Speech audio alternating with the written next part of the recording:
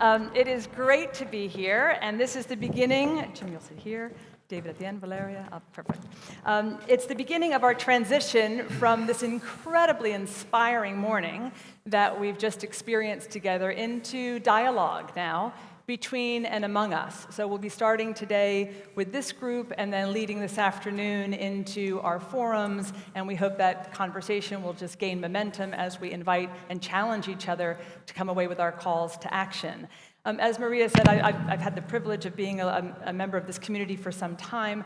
I love coming to the GSG meetings because I do always get that energy and that challenge and that dynamism from a community of actors. I know we also talk and share, but we are all actors. We wear multiple hats in our action. We play multiple roles, and we make multiple contributions.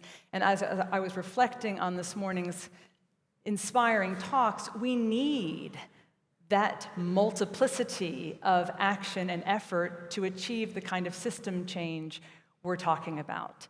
We need all of that. I also, at the outset, as a member of this community, I also just want to double down and acknowledge the extraordinary commitment, effort, heart of our Chilean colleagues who are with us in these days here in Argentina. And our heart also is with them in Chile, but their resilience, their stamina, their courage, I want to acknowledge again our colleagues and thank them. So our conversation, it was billed as Divergent to Convergent, and what do we really mean by that? I think all of us in this room, and certainly you'll hear from this extraordinary panel, we are people who recognize, as I just mentioned, that systems change requires a lot of action and different contributions. We also recognize that capital is but one tool to achieve systems change. It's not the panacea, it doesn't have all of the answers. It's a powerful tool, it's an enabling tool. And what you're going to hear today from our panelists from their different perspectives is that they have come to understand and to use capital across a vast and rich and dynamic spectrum of opportunity. And they are demonstrating through their actions that it is not appropriate to think of capital as requiring two choices: maximizing financial return, squeezing as much financial return as you can in the near term out of a deployment decision, or doing extraordinary and important philanthropy. It's not a divergent, bifurcated world. It's a much more nuanced, much richer, much more interesting world, particularly if we look at the medium to long-term set of opportunities. Not everyone in this room, well, I should say, not everyone in the capital markets is in this room yet, and that's part of our challenge, is that we need to invite them into our room. We need more actors and more people who are deploying capital with that perspective. The trade-off conversation, unfortunately, is still very much alive and well. There's often a perception that that's what I need to do. The minute I think about environmental, social, development objectives, I'm taking something away from a financial return. Our whole community is really reframing the conversation. It's not a trade-off conversation, it's an informed choice conversation. It's really grounding our deployment of capital in thinking about the kind of world we want to live in through the lens of environmental, social outcomes. And we can achieve that if we deploy capital in different ways. So with that backdrop, we're going to now get into action. What are we seeing from our panelists? I'm going to start with Jim Sorensen, who's immediately to my left, who's going to talk from the Family Office Foundation perspective of, Jim, where are you seeing the greatest acceleration, the greatest opportunity to deploy capital more in that convergent, integrated approach than the divergent trade-off approach? Well, I work a lot in the Family Office Foundation space, and over the last really 5 years, Laurie, I've seen a much greater convergence and interest within that sector for impact investing and sustainable investing. This is reflected, I think, in an interesting study that was recently released by the Camden Family Office and the USB Bank. They surveyed about 360 family offices from around the world that represent about 4% of the family office universe. And in that survey, they found that about 34% of family offices are now engaging in sustainable or ESG investing. They found that about 25% of the family offices are participating in more thematic impact investing. I think that's very encouraging to see the growth and the level of participation within that sector. I think even more interestingly, they found that 85% of the surveyed participants found that the sustainable investments met or exceeded their investment expectations, both for impact as well as financial returns. So again, another great, I think, indication of the convergence that we're talking about. For impact investing, it was about 81% that found that their expectations were either met or exceeded. I think these are very encouraging signs. And I know from my own experience with my own foundation, we made the decision a little over 18 months ago to go all in. We'd been making a lot of program-related investments, which are considered grants, and we made the decision to take the corpus of the foundation and to align it clearly with the mission of the foundation. And we're about 70% of the way there. And I'm pleased to say that we've been able to do that across all of the asset or the major allocations that you'd expect to have in a classical portfolio construction. It's terrific. I mean, the numbers that you've given us are meaningful. There's real activity going on. As you say, the change it's documented. My question, Jim, would be, seeing that acceleration, you mentioned a couple of things. One is that people have clear delineation in their portfolios, so they are on that spectrum of capital and the spectrum of impact, making an informed choice about where they're putting their capital and distinguishing sustainable portfolios, impact portfolios. It's and we want it all, but there's a delineation element. You've also alluded to that there's just greater opportunity.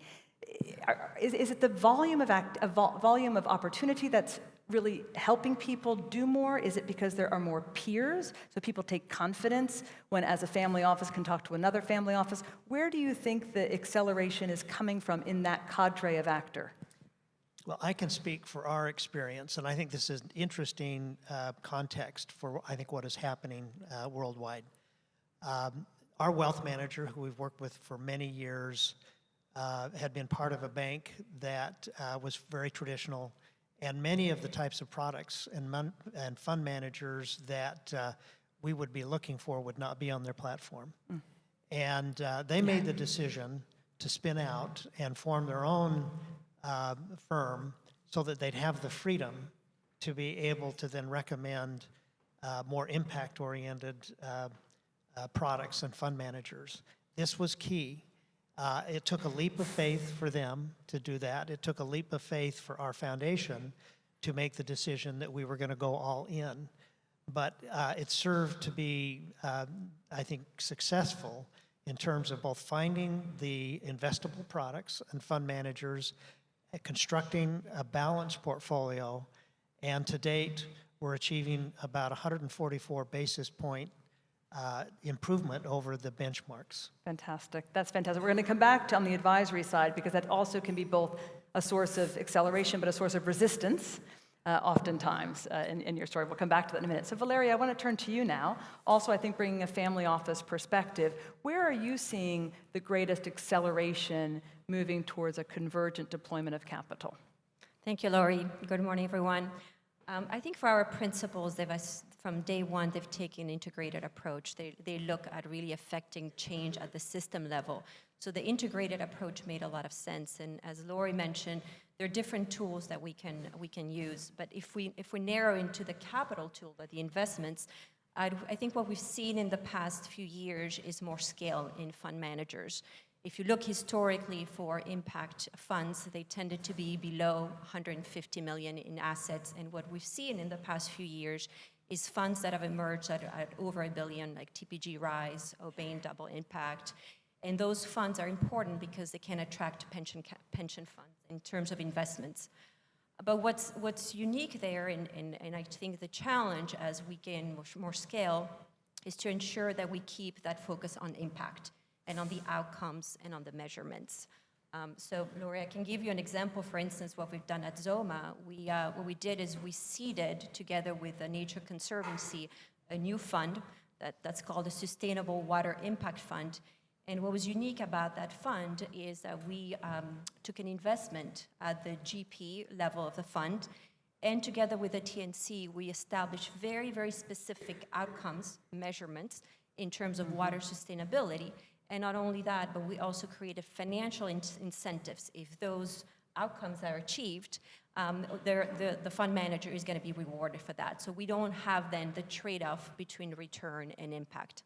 Right. So I think this is a really important example because as we've talked about this as a community, where we're seeing scale, and of course there's a demand for scale, particularly with asset owners who have large allotments of capital that they're seeking to deploy. The concern has been, as we celebrate the scale, are we somehow losing a little bit of that impact alignment, impact integrity, purpose to the capital, recognizing there's a spectrum, recognizing there's about informed choices, but how do we prevent that? And what I'm hearing you say really interestingly is that you actually went so far to create this product. You hope to, I'm sure you'll assess others that you're not creating, but by creating that product, you really baked in the impact imperative, the impact objectives you were seeking to achieve in your strategy. That's right, and I think you have to align, right? You have to align the financial incentives with the impact incentives. So there's full alignment between the fund managers and the limited partners and also the investments that they make.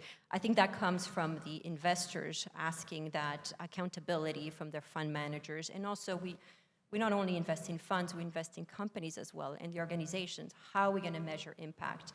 I think we're all trying to still figure out the right methodology, but that's fundamental, never to lose that. And with that kind of leadership, which Ronnie spoke to this morning, that the foundation, family office community really have been vanguards from the beginning, and you're giving another example of that. Are you finding that others are joining you? Is it an easier sell now to get others to join these kinds of investment activities alongside you? Yes, I think so. I think with the emergence of the new generation, particularly millennials or Generation X, they're really looking at not only returns but also impact. And I think you're seeing that in family offices as a new generation is inheriting the capital, asking a lot more questions around impact. So we're definitely seeing that. Super, great, thank you. Excellent. Alejandro, I want to turn to you next. Yep. And a slightly different perspective than the Family Office Foundation, but inviting you to share with us, where are you seeing pockets of real acceleration, where we're taking a more integrated, cohesive, convergent approach to deploying our capital, maybe thinking about different types of actors? Right. Thank you, Lori. First of all, I believe that when we look at, and this is something that we, in our group, we focus our kind of strategy, is to look at situations where we define concentrated poverty affecting economic development. So we can call it a concentration of inequality, in a sense that actually the concentration of poverty has a negative externality on the economic development of a given region or population. When that's the case, then by defining appropriately the impact that you want to have, which is broader in its definition, I guarantee you that you will be diminishing the risks and increasing the returns that you can achieve with your investments. So, we started doing this by like 15 years ago when we started investing in a very poor region in Paraguay. That I remember a lot of people recommended us not to go there because we could have got killed, seriously. But we identified the social risks that were in place, and we basically took those as a risk factor. We then developed a strategy to mitigate those risks, and by doing that, we increased significantly the opportunity to generate returns. And it was not just for our capital, but also for institutional capital. So it really worked very well with an integrated view of the impact that we wanted to achieve. Likewise, we have been looking at other opportunities to replicate this approach, and we have been working with several branches of government in the city and the province of Buenos Aires when they work in territories with a high concentration of poverty. And those situations call for a multidimensional approach because poverty is multidimensional. So you cannot just fix poverty by educating people, or just by improving healthcare, or just by providing better housing or better infrastructure. It's all of the above and more, access to rights, et cetera, So that calls for a multidimensional alignment of actors and therefore a multidimensional source of funding, which is what we find increasingly interesting because we don't believe that just one single source of funding, being private or a foundation, could solve this. It's private, commercial capital, foundation, philanthropic, even government money. So that's the way we believe that systemic change can be achieved if we are able, it's not simple, but if we are able to articulate all these sectors to work on a given population or territory in that sense. So it's a great example because you said the alignment is a concentration of an area where there's deep poverty. It requires a multiplicity of both actors, different types of interventions. But it's hard, as you're saying. Yep. It's hard to bring that kind of collaboration to fruition. So I'm just interested to get to that acceleration point is how do you navigate through the clarity of the objective, what the end goal is, recognizing that people have limitations, both financial limitations, return exposure limitations within their own orientation or with their own entity. How do you navigate that, the reconciliation of alignment on the impact, but actually I've got some limitations in what I can really do with my kind of capital? Yeah, I think that the key, a couple of points here. One is that you have to begin with what we call design for impact on the program. So design the whole program of interventions with the impact in mind, with the impact that you want to achieve in mind, because that impact creates value, and you need to think about how to capture that value, that economic value that will be created, so as to start the equation of investment with that point. So that's one, design for impact. The second one is having an extraordinarily well-organized execution team, because this is, as you pointed, a very complex process. Achieving systemic change requires a lot of different actors acting over time. And what we found is that you need to have a unit that basically acts as a PMO, like a project management office, if you will, to make sure that over time, maybe 2 to 5 years, all of these forces are brought together, aligned towards the same impact altogether.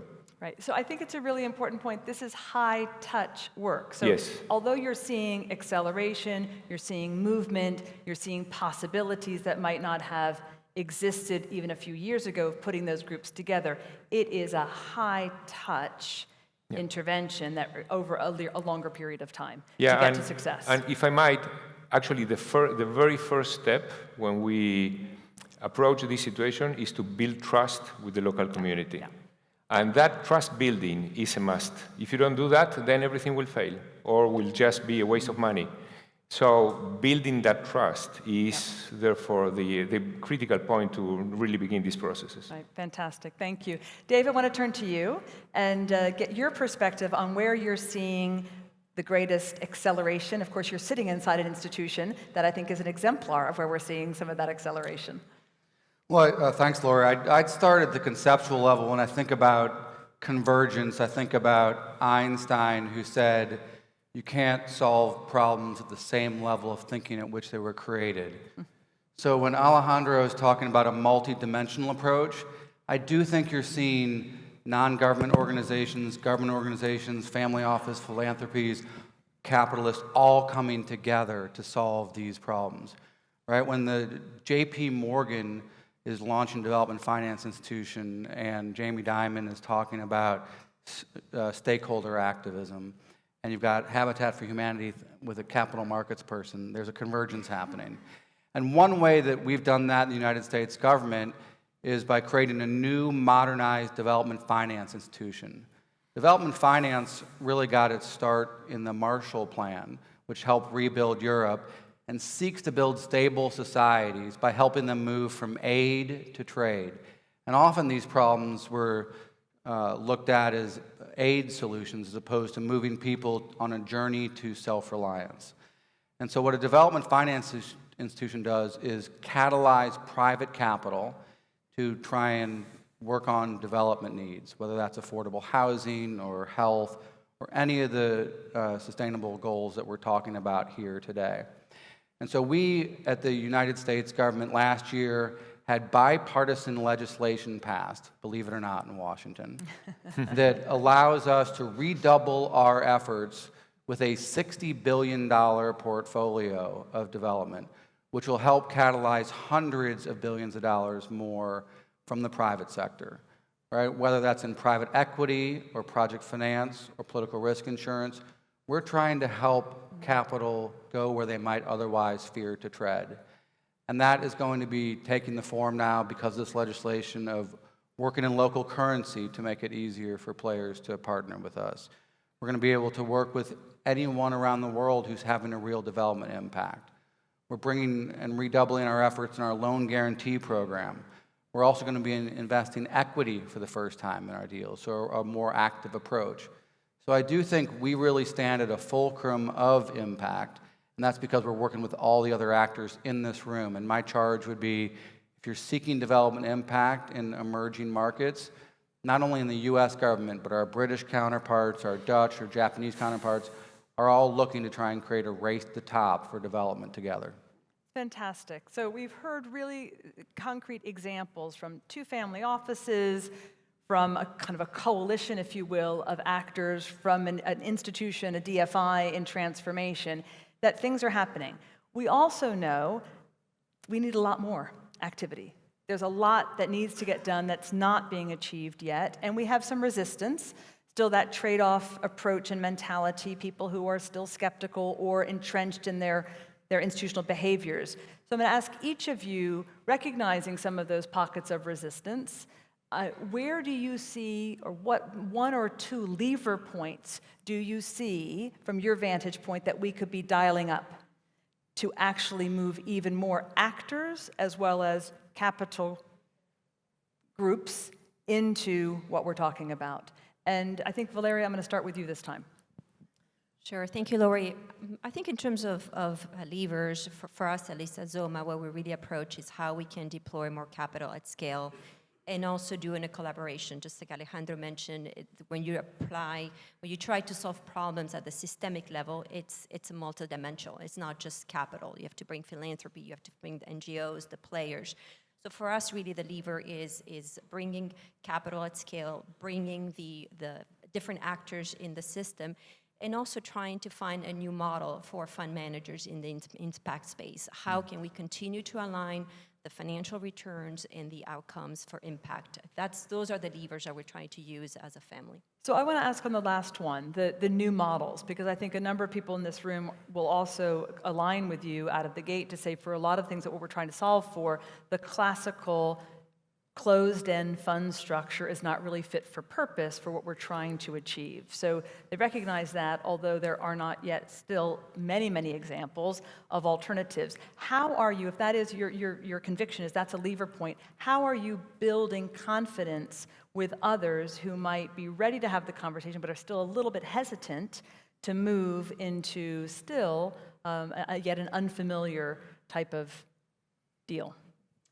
So what we're doing is we're trying to seed new fund managers and trying to find those fund managers that are very aligned first from a strategic, as I mentioned with your, we come to investment with a very focus on achieving our North Star, so we have very specific goals. So sharing those theories of change with them, understanding what are the different levels at the system level. And then also what we're trying, and we haven't found the solution, so if I'm all ears if you have other ideas in terms of the traditional model of venture capital and private equity of the 2% management fee, 20% carry, we asking ourselves, is that the right model for impact investing? Should we think differently? Again, the term of a fund where they're looking at exiting sometimes in the 4 or 5 years, that's maybe too early for impact investment that take a lot longer to make happen. And so we're looking at different financial incentives on the carry, different models, and very strategically aligned fund managers to come with us in this journey. Fantastic. And you'll be around with us for the next 2 days to talk to some people I think who might be interested in doubling down on that. That's great, Valeria, and including some first-time fund managers. So Dave, I'm going to ask you, what do you see from your vantage point? You've just been through kind of a transformation of an institution, the convergence of the political bodies that you've appointed that actually facilitated that. But as you think about the levers both for your new organization and for fellow actors, what would you highlight as some of the levers we need to dial up and pay more attention to? Truly, in the United States, development finance has never had a bigger spotlight. So I think it has helped catalyze a number of actors that otherwise wouldn't be engaged. I'm pleased to see family offices and foundations and a number of institutional players that we're partnering with, everyone from Citigroup through to small eye hospitals we're working with around the world in 90 countries. The place where I haven't seen a tipping point yet, I'm not sure if I'd call it resistance, is in the pension funds in the United States. The pension funds have, in many cases, are underfunded, they have major benchmarks they need to meet, and they're not looking at it through an impact lens yet.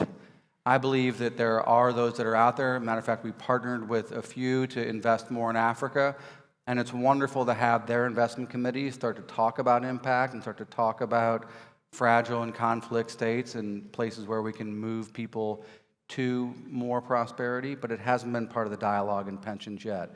So I'd like to see that resistance lowered as we move through the impact revolution. And where you were successful, can you cite one or two things? Was it the structure? Was it the fact that the pension fund, for example, made a specific allocation? So they had a team that was more nimble and able to interact with OPIC in participating? What was the hook that really got them to the table? Well, development finance institutions are typically aligned with their governments, and we have special tools that you might not otherwise. In many respects, I can think of the political risk insurance or the partnering that we have as the training wheels for impact investment in many areas of the world. So in particular, when we're talking about the Chicago teachers, we're able to have a guarantee of the loan for them.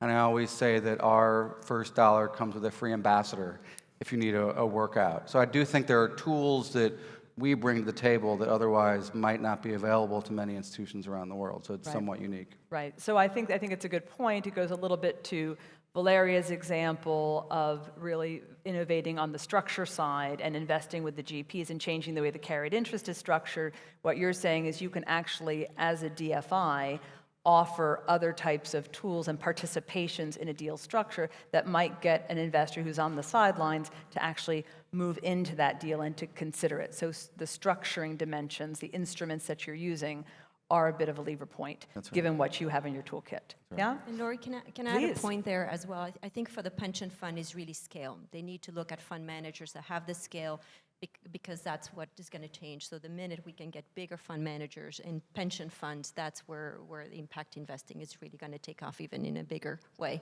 Right, and that will highlight that where you started, sometimes the tension, I don't want to say trade-off, but the tension then, as we seek the broader scale to ensure the impact integrity, the impact alignment remains viable, valid, measurable, and strong, right?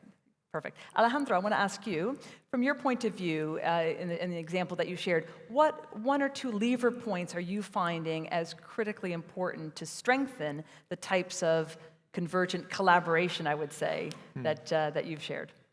Yeah, I believe that we definitely need to include significantly in all of our conversations about the impact economy, the government. The public sector can play a huge role, catalytic role. It's not just to provide a legal framework, like for instance the opportunity zones that you mentioned, great example, but the government can actually do much, much better. I mean, based on our experience in Latin America at least, where the governments actually play too much of a role, And actually by the IDB study that was done about a year ago, they literally waste $220 billion per year in social issues that have zero impact, okay? $220 billion wasted. The public sector can have a much more positive role, and we need to embed the notion of impact into their thinking. The government can play a catalytic role that when they create the proper conditions, then the private sector will just follow through. One of the key things that I believe it's relatively missing in our conversation is that I believe that in general impact investing funds, when I talk to many of them, they say that they have the money, they don't have many products or investment opportunities. So I believe that the only way to really scale up the number of opportunities for investment is by bringing into the conversation the government. I believe that the language of impact needs to really embed their thinking. And if we can do that, there will be a huge number of opportunities, new opportunities for us, and capital will just follow. Because if we see good potential returns, we'll invest. So that's why I believe that one of the key levers is to bring public sector on board. And are you suggesting as the government participates, so they contribute in some of the upfront structuring, there's an enabling environment, there can be legislation, but are you also suggesting that the government can put financial resources to work to de-risk in the similar way that Dave is talking about from a DFI point of view? Is that what you're also suggesting? Absolutely. I mean, that's also the case. I believe that as we were talking about the when we attempt to reduce the effects of concentrated poverty, that's a multidimensional approach that requires different types of investment or capital. And public sector can and should provide the basic capital that is only going to be captured over time by increased taxes and further economic development. No single investor can capture that. We can capture the investment that we made in affordable housing, in expanded real estate, in some businesses. But the combination of all these sources of capital needs to be put into place. And I believe that when we talk about blended capital, I believe that this is the best concept of blended capital, which is capital that comes with different intentions.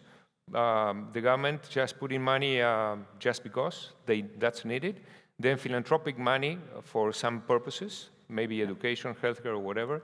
And then commercial capital pursuing some returns.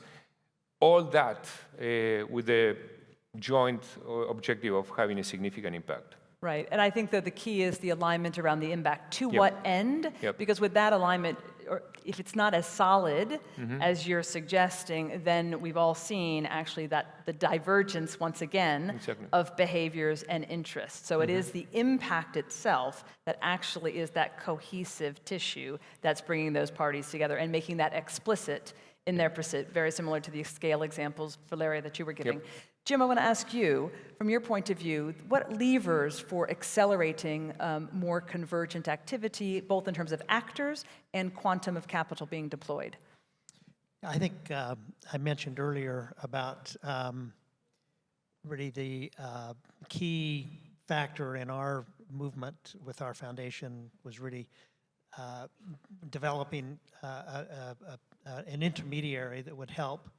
I think certainly there need to be more intermediaries. I'm encouraged with the progress in that area, but I think there is a real need for education within the financial advisory space, and we're working to try and bring that education in some of the programs that we have.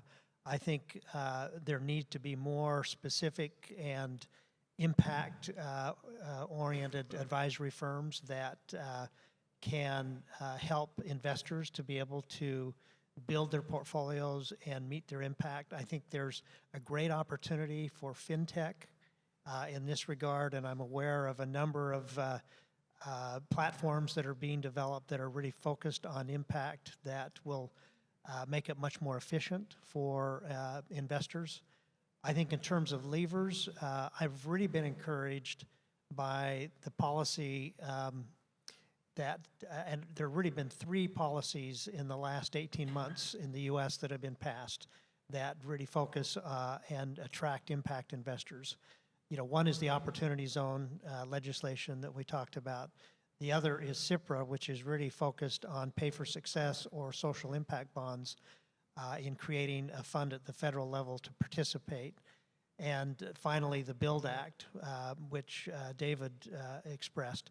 I think what's really significant here, and I think if you put this in context with what the remarks that Sir Ronnie gave earlier this morning, where you have forces in the world that are really advocating socialism, and you see on the other side the excesses of capitalism, where can you go to be able to solve the world's problems in a much more scalable, much more responsible way?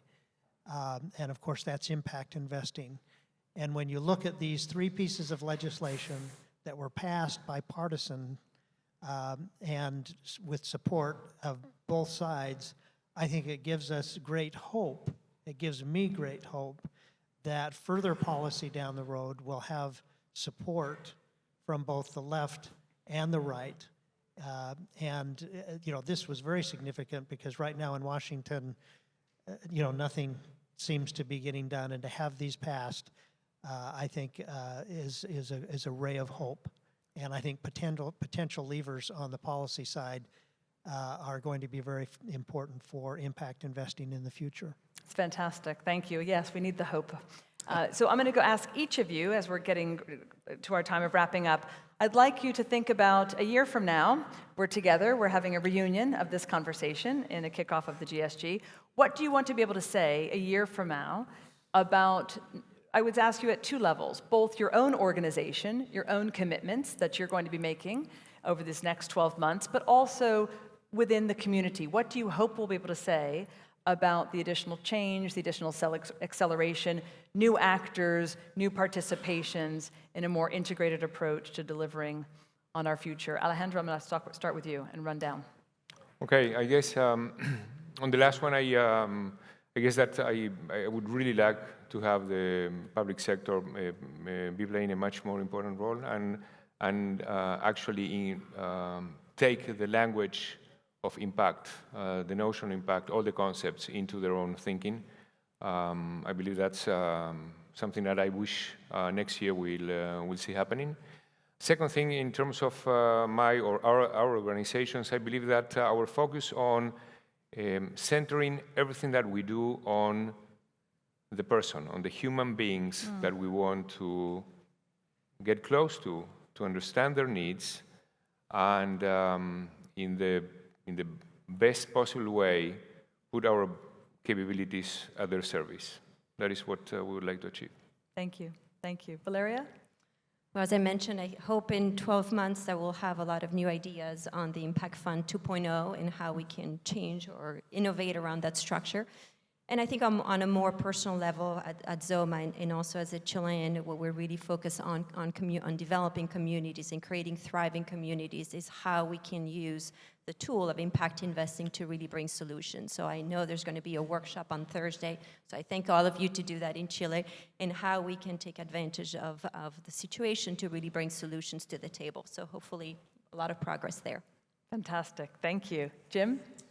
Well, I hope to build and be a part of building on the policies that have been passed and ensure they're successful. And I really want to get the 70% to 100% in the corpus of the foundation on mission alignment. Oh, I like that. 100%. That's great. And Dave? Well, just 2 years ago, less than 4% of the deals we did at the Overseas Private Investment Corporation empowered women. Just a couple months ago, Ivanka Trump and I announced another $500 million for women just in Latin America. So I expect that we're deploying that. I also hope that next year we'll see the true rise of investment in refugees, which I feel like is the next piece that we need to be able to put together. And I know there's panels on that this week, but I do feel like that's becoming an opportunity for the world to have a convergence that they couldn't solve independently. And then next year, just specifically, I like to be able to say, welcome institutional investors, right? To have them in the room to be able to really catalyze the capital that we're all talking about. Yeah, fantastic. So I mean, hopefully this is giving you some fuel for thinking for our afternoons together, and tomorrow we're really going to be thinking about what all of us can do as a community. I mean, we're all in. All of us in this room are all in, both in our efforts, in our energies, in our institutional commitments, whatever hat we're wearing. But I would challenge us to remember that not everybody outside this room is understanding and engaging yet with that commitment. And if we are going to achieve the SDGs and beyond, as was suggested this morning, if we are going to have the kind of systems change that we aspire to have, we have to actually continue to push for and advocate and demonstrate how a convergent approach to deploying capital, and you heard many examples today, how that actually is the only way forward. It is the default behavior orientation for all of us going forward. So please join me in thanking our panelists and look forward to continuing the conversation.